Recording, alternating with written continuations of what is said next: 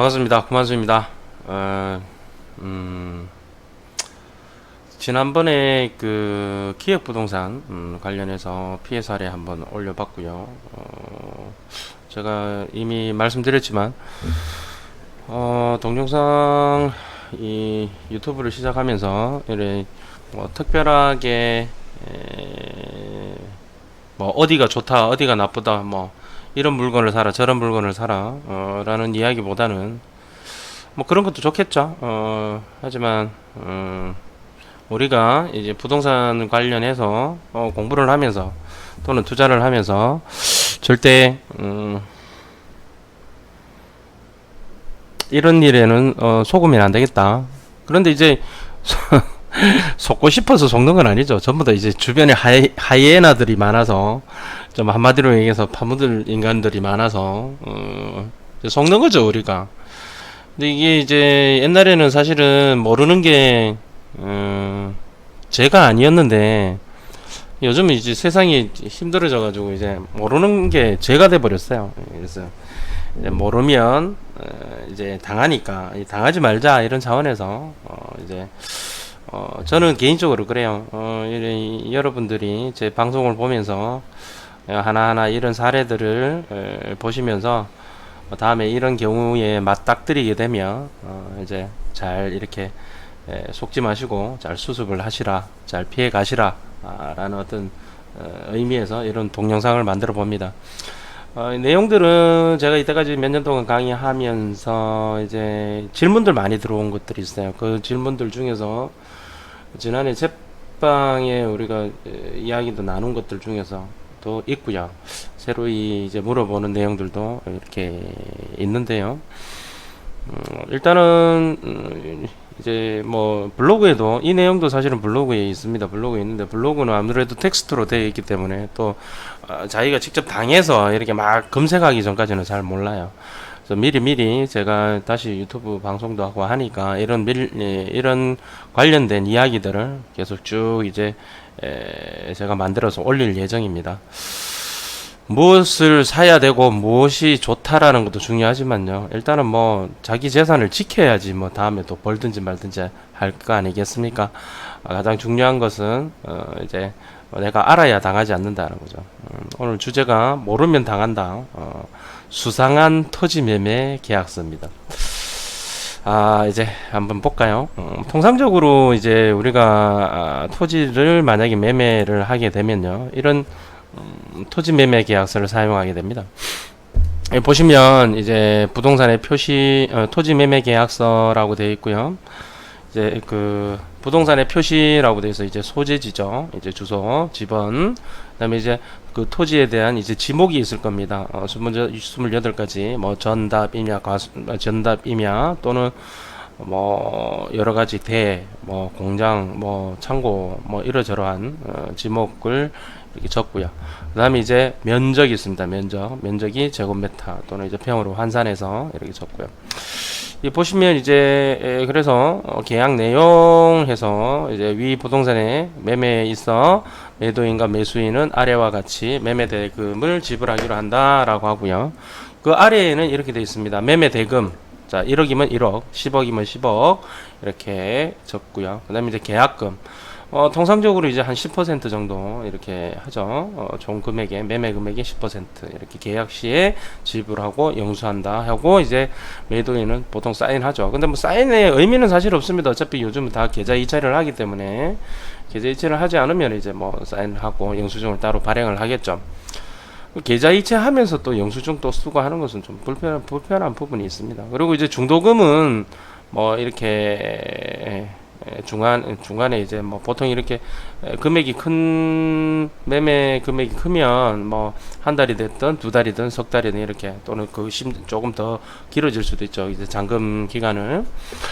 그러면 이제 중간에 이제 계약의 안정성을 위해서 이렇게 중도금을 일부 건네기도 합니다. 이제 중도금을 건네게 되면 통상적으로 이제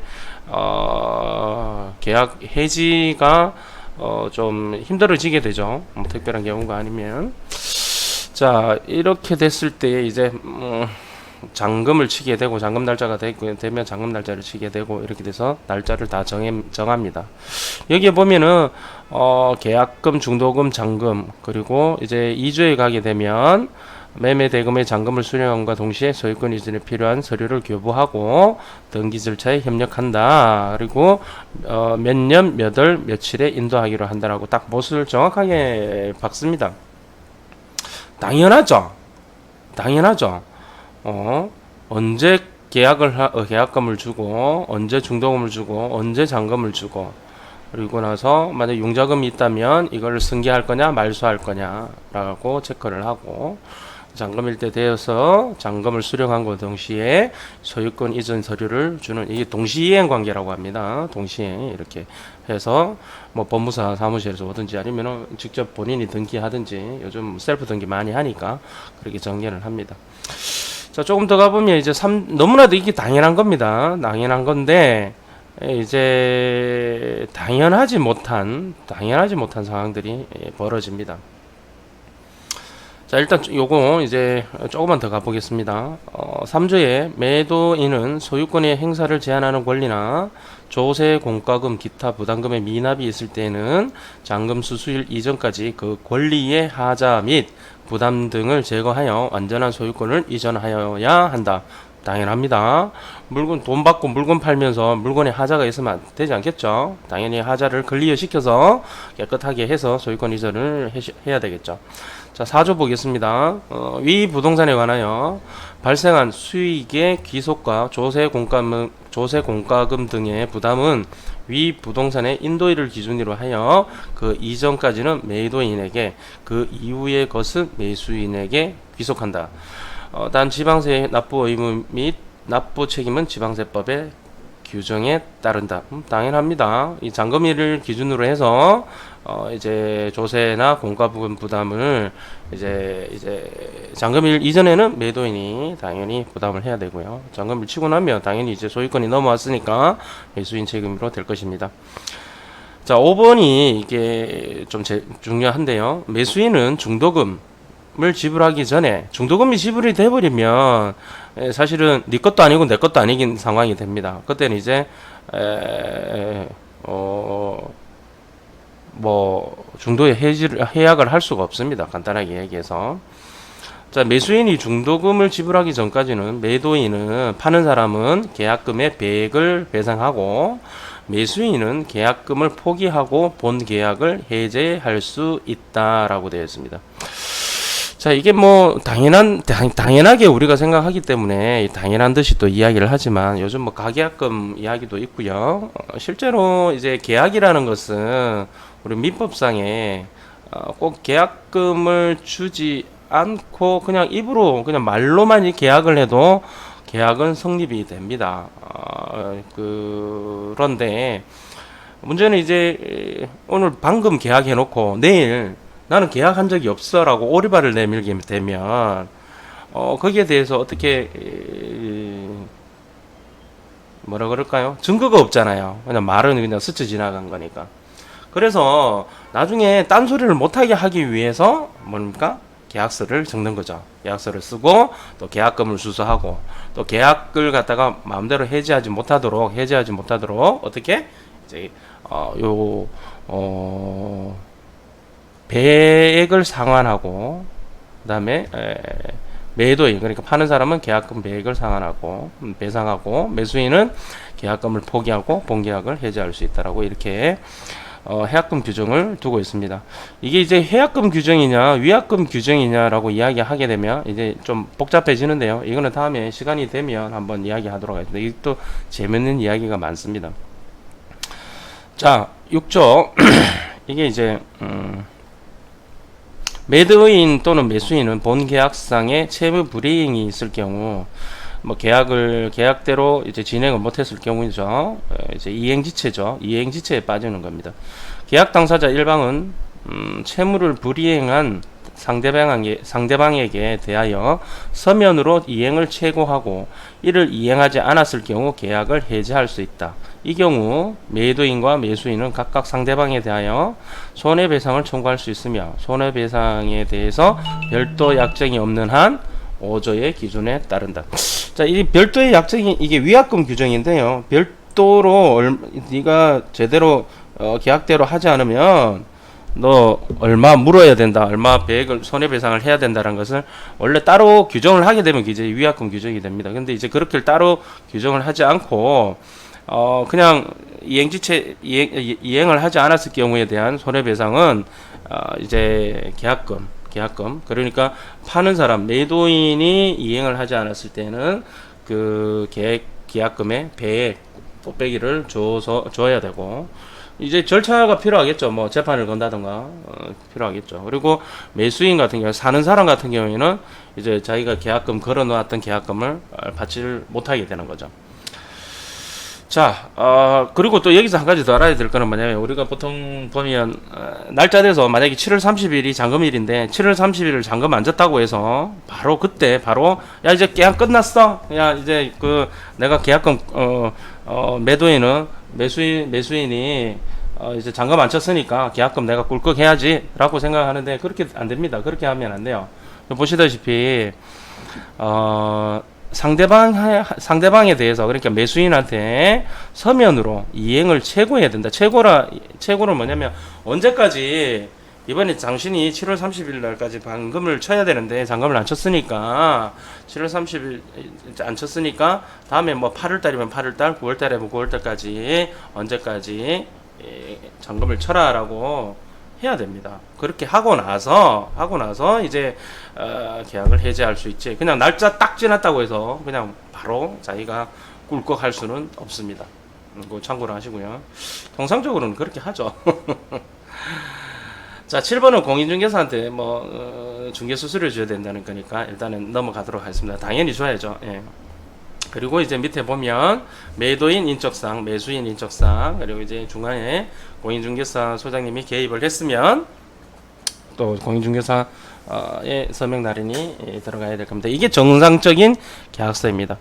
자, 그런데 지금 이제 제가 하나 보여드릴 것은 이런 겁니다. 이게 토지 매매 계약서입니다. 꼭 이렇게 조금 전에 보여드린 이 계약서가 통상적인 계약서이기는 합니다만은, 뭐 계약은 계약 자유 원칙에 따라서 사적 자치에 따라서 계약이 이제 미풍양속, 그러니까 민법 108조입니까? 그 미풍양속에 반하지 않으면 어떠한 계약이라도 유효합니다. 당사자에 유효합니다. 그렇기 때문에 어떤 형태로, 어떠한 문구로, 어떠한 방법으로 계약을 하는 건 아무 상관이 없는데, 통상적으로는 지금 보이고 있는 화면상에 보이고 있는 것으로 합니다. 근데 문제가 이제 마음대로 할 수 있고 둘이서 아무렇게나 할 수 있기 때문에 이렇게 계약서를 달리 문구를 만들어서도 하기도 합니다. 여기 보시면 부동산 토지 건물 매매 계약이라고 해서, 이게 이제 제 수업 들었던 분이 이제 질문이 들어왔었어요. 질문이 다른 내용인데 저도 너무 당황스럽고 황당해서 이제 여러분들한테 이렇게 소개를 시켜드립니다. 작년 이야기였는데 다시 동영상 하면서 제가 이제 하나씩 그런 사례를 올려드리려고 합니다. 보시면 아래 부동산의 매도인 토지 소유자입니다. 갑이라고 칭하고 매수인 사업 시행자는 을이라고 칭하여 다음과 같은 조건으로 부동산 매매 계약을 체결한다. 이건 통상적입니다. 이거는 제 1조는 매매 목적물에 대한 표시라고 되어 있습니다. 매매 목적물에 대한 표시. 그다음에 이제 구분해서 토지해서 이제 주소는 이제 아무래도 빼야 되겠죠. 주소가 나타나면 안 되겠죠. 예, 제가 가렸습니다. 자, 두 번째 보니까 그 아래 보니까 이죠 매매 대금 이래서 매매 대금이 4억 2천만 원입니다.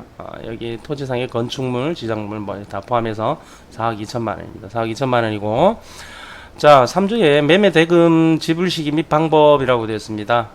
계약금은 4억 4,200만 원, 그러니까 4억 2천에 대한 10% 정도 되네요. 10% 현금 계좌 이체를 하겠다. 그다음에 중도금은 500만 원, 그다음에 잔금은 3억 7,300만 원 정이라고 되어 있는데, 이 지불 방법을 보니까 조금 이상해요. 계약금이 4,200만 원인데 총액의 10%입니다. 현금이고 현금 또는 계좌 이체를 해주기로 했는데, 지불 방법을 한번 볼까요? 사업 대상 전체 토지 면적의 85%가 매매 계약이 체결되었을 때 소유자 명의의 은행 계좌로 현금 입금 지급한다. 무슨 얘기입니까? 지금 오늘 계약을 체결하지만 오늘 돈을 주는 게 아니라는 거죠. 사업 대상 면적 전체의 토지 면적, 사업 대상 면적은 여기 나와 있지 않습니다. 얼마나 될지는 모르겠습니다. 그 일대가 되겠죠. 이게 만약에 아파트를 짓기 위해서 매입을 하는 중이라면 어느 정도 일정한 구역이 되겠죠. 아파트를 지으려고 하는 대상 면적 전체의 85%가 매매 계약이 체결되었을 때에 그때 지급하겠다 이런 뜻입니다. 이 85%가 사실은 주택법의 사업 시행 사업 계획 승인 신청하기 위해서 최소한도의 어떤 그 면적인 것 같은데 아마 그런 것 같아요. 자, 중도금 500만 원 그리고 잔금은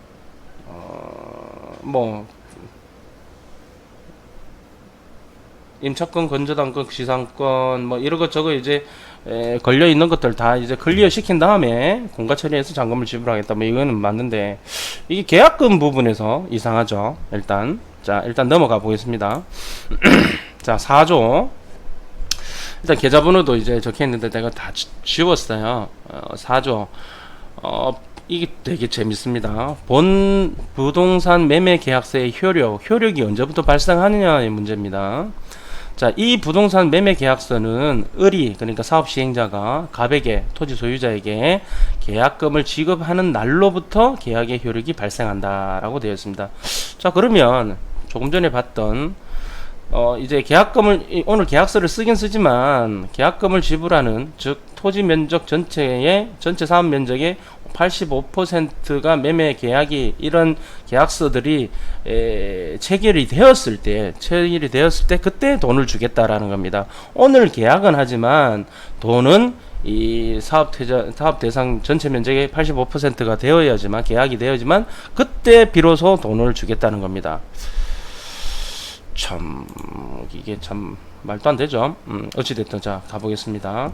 갑과 을은 본 계약서의 조건을 철저히 이행하여야 한다 이겁니다. 저건 무슨 얘기냐? 돈은 사업 구역 85% 이상의 면적 85% 이상의 계약이 체결이 되어야지만 되고, 또 그런 계약이 계약이 85% 이상 계약이 체결되었을 때에 계약금을 주겠고, 그 계약금을 줌으로 해서 비로소 이 계약서의 효력은 발생을 하는데, 오늘 계약을 썼기 때문에, 계약서에 글자는 썼기 때문에 아래 조건을 철저히 이행을 해야 된다는 얘기입니다. 참. 자, 5조 소유권의 이전. 갑은 을로부터 4조 소정의 잔금을 지급받음과 동시에 소유권 이전에 필요한 제반 서류를 을에게 교부하며 등기 절차에 협력하여 본 계약 목적 부동산을 인도한다. 자, 이거는 정상적입니다. 그 다음에 제한 물건 등의 소멸. 이것도 정상적입니다. 제한 물건. 소유권을 제한하는 여러가지, 임차권, 전세권, 건저당권 이런 것들 다 이제 없애라, 클리어 시켜라 라는 거고요. 7조 임차인의 명도 책임. 잔금 칠 때 깨끗하게 해서 넘겨야 된다. 이거는 맞습니다. 자, 그런데 또 재밌는 게 또 참 희한한 게 나옵니다. 자, 보시면 8조 본 계약서의 계약금 지급 시기. 자, 계약서를 오늘 쓰면은 계약의 효력은 계약금을 줘야지만 발생한다고 아까 전에 이야기를 했어요. 그런데 이 내용의 뉘앙스들이 그러함에도 불구하고 이 계약서를 지금 오늘 만약에 썼다면 오늘 쓴 후로 바로 어떤 계약의 내용의 효력이 발생하는 것처럼 이렇게 이야기들이 진행이 되고 있습니다. 자, 보시겠습니다. 자, 한 칸 더 넘어가 볼게요. 여기 보면 이렇게 되어 있습니다. 자, 계약을 체결할 시에 서류를 제출해 줍니다. 계약서 첨부용 인감 증명서, 그 다음에 토지 사용 승낙서용 인감 증명서. 자, 나는 지금 돈을 한 푼도 받지 않았습니다. 근데 파시는 분, 매도인은 돈을 한 푼도 받지 않고, 그 돈을 언제 받냐면은 사업시행 면적, 만제곱미터라면 8,500제곱미터가 계약이 이런 식으로 체결되었을 때 그때 비로소 이제 계약금을 받습니다. 다른 집들도 다 계약했을 때에. 그런데 저는 먼저 내줘야 돼요. 지금 계약서, 첨부형 인감증명서, 토지사용 승낙서. 토지사용 승낙서는 어떤 건지 압니까? 내가 내 땅이지만 나에 대한 토지 사용을 승낙을 하게 되면 그 토지 사용 승낙을 받은 사람은 그 토지 사용 승낙서를 근거해서 건축 허가를 받는다든지 모든 그 어떠한 개발 행위 허가를 필요한 또는 개발 행위를 전부 다 할 수 있는 거예요. 내 땅을 마음대로 써라라고 허락하는 거거든요. 그러면 그때부터는 내 땅 아니죠. 자, 명도 및 잔금 수령 이행 각서용 인감증명서, 주민등록 등본 한부, 주민등록 초본 한부, 세입자 부동산 임대차 계약서 사본 한부. 자, 이건 되게 웃기는 게 뭐냐면, 자, 보세요. 여기 보면, 갑은 계약금이 입금되면, 을의 사업 승인 신청과 관련된 다음 각 호의 재반서를 을에게 직접 발급 제공한다라고 되어 있는데요. 자, 여기는 계약금이 입금되면이라고 되어 있지만, 자, 여기 1번에는 계약 체결 시, 즉 뭐냐면 오늘 지금 계약을 체결하면, 계약에서 사인하면, 돈은 나중에 받지만, 계약금은 나중에 받지만, 사인하면 오늘 이 서류들을 떼어줘야 된다는 거죠. 말도 안 되는 거죠. 그런데 통상적으로 이런 곳에 이렇게 어른들 올해 이제 뭐 이런 부분들에서 매매를 잘 많이 해보지 않으신 어르신들이 이렇게 이제 어두우신 분들이 이런 것에 매매 계약에 어두우신 분들이 이런 얘기를 들으면 그러냐 뭐 돈 나중에 받을 수 있지 하면서 일단 모든 걸 다 내준단 말이죠. 다 내어주게 되면 문제가 굉장히 심각해지죠. 이 사업을 정상적으로 진행을 할지 또는 정상적으로 진행을 못할 수도 있단 말이죠. 그랬을 경우에 나는 나의 재산권을 마음대로 행사를 못한다는 거죠. 왜? 토지사용 승낙서를 써줬기 때문에. 그래서 만약에 건축허가를 받았다든가 또는 사업계획 승인을 받았다든가 이랬을 경우에는 그 허가를 받은 사람이 권리를 가지고 있단 말이죠. 자, 그런데 또 재밌는 건 뭐냐면 이렇게 됩니다. 9번의 손해배상입니다. 자, 갑이 본 계약을 체결한 후 계약을 위반했을 경우에는, 즉 뭐냐면 파르시는 분이 매도자가 본 계약을 오늘 사인을 했어. 체결만 했고 계약금은 못 받았어. 계약금은 계속 지금 반복되게 말씀드리지만 전체 면적의 85%가 계약이 체결돼야지만 그때만 이제 받는 거죠. 사업계획 승인 받아서 걔네들은 이제 PF 대출 뭐 브릿지든 PF 대출 받아서 그때 이제 계약금 지불하는. 자, 을의 사업 추진에 따른 재반 경비 및 계약금을 배액을 보상하고, 즉 뭐냐면 계약을 위반했을 경우에 계약금도 안 받았는데 만약에 계약을 위반했을 경우에는 그렇다라는 거죠. 갑은 사업 승인 이전에 본 계약을 해제할 수 없으며, 사업 승인이라는 말이 나오는 거 보니까 아파트 지으려는 게 맞는 것 같습니다. 주택법상에. 이전에 본 계약을 해제할 수 없으며 계약도 해지도 못합니다. 을은 사업 승인 이후 부득이한 사정 이외의 사유로 이행하지 않을 경우에는 계약금은 매도인에게 귀속된다. 아니 개새끼들이지. 그럼 부득이한 사정 이외에 이행하지 않는 경우가 언제 있습니까? 다 부득이한 사정으로 안 되는 거지. 부득이한 사정 이외에 부득이한 사정으로 됐을 때는 계약금이 매도인으로 귀속이 안 돼요. 참 말도 안 되는. 자, 계약 당사자 갑은 본 계약과 관련된 사항, 즉 계약 금액, 계약 체결 여부 등에 대하여 제3자에게 절대 비밀을 유지하여야 한다. 이를 유출하여 토지대, 그러니까 가격 인상 등의 의뢰 사업에 손해가 발생하는 경우에는 갑은 그 손해를 배상하여야 한다. 아니 계약금 한 푼 안 주고 토지 내 땅의 토지 사용 승낙서는 받아가고 인감증명도 다 가져가고 그래놓고 돈도 한 푼도 안 주면서, 만약에 내가 다른 사람한테 이 얘기를 했다라 했을 때는 뭡니까? 손해배상을 물어야 되고, 이런 아주 불합리한 계약서를 쓰라고 합니다. 참 이해할 수 없죠. 이해할 수 없는데 실제로 이런 경우들이 지금 많이 일어나고 있어요. 저한테도 연락이 많이 와요. 이걸 계약서 써줘야 되겠냐고. 부산에서도 그랬고 서울에서도 그랬고 대구에서도 그랬고 저기 여러 선생님들이 저한테 연락이 많이 옵니다.